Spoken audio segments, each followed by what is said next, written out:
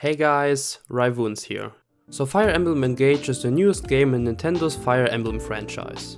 It's been out for almost a month now and it's selling pretty well. I actually expected that though.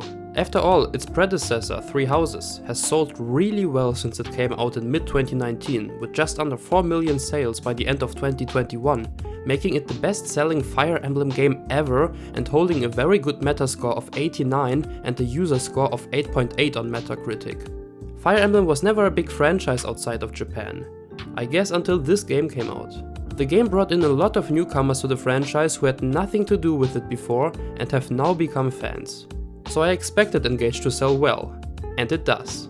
NPD has released a list for the best-selling games of January. This gives us a ranking of the best-selling games of the month in the US.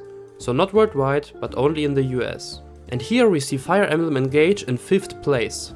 And this is even more impressive than it looks like, because we have to consider some factors. One is that the game was released on the 20th of January, and therefore only had a third of the month to sell in order to be included in the list. That it managed to get so far up the list in such a short time is quite remarkable. Another aspect is that Nintendo does not publish digital sales figures, and that Fire Emblem and the other Nintendo games are physical sales, while the other publishers publish both, physical and digital. That makes Engage's high ranking even more impressive. And besides, Engage only came out on the Switch, on one console, while many of the other games were available on multiple platforms. Plus, the Fire Emblem franchise has never been strong in the US, until recently. And now we've gotten to the point where it's performing so well even in the US, and managed to land in the top 5 in just a few days. That's impressive. Especially if you look at where Forspoken ended up. At number 7. Okay, it released shortly after Fire Emblem, so it did have a little bit less time, I give it that. But only 4 days less. And Forspoken was released on PS5 and PC. So 2 platforms instead of just 1.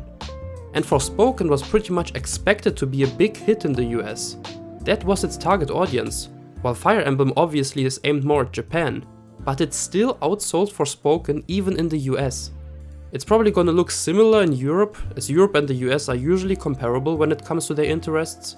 But add Asia on top of that, where Fire Emblem will sell a lot better than Forspoken, and you have it massively outperforming Forspoken in worldwide sales. But is that really surprising? No, not at all. Just take a look at the reception of both games on Metacritic.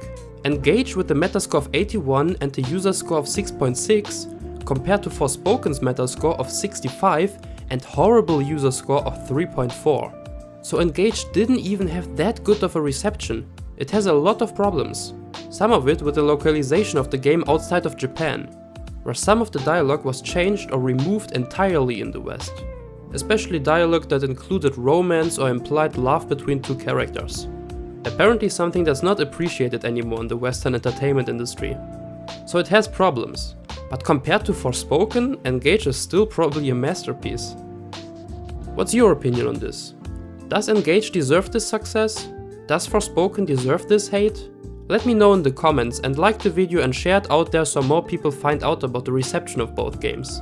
And subscribe if you want to see more like this. I appreciate every single one of you. Other than that, thanks for watching and I'll see you in the next one. Take care.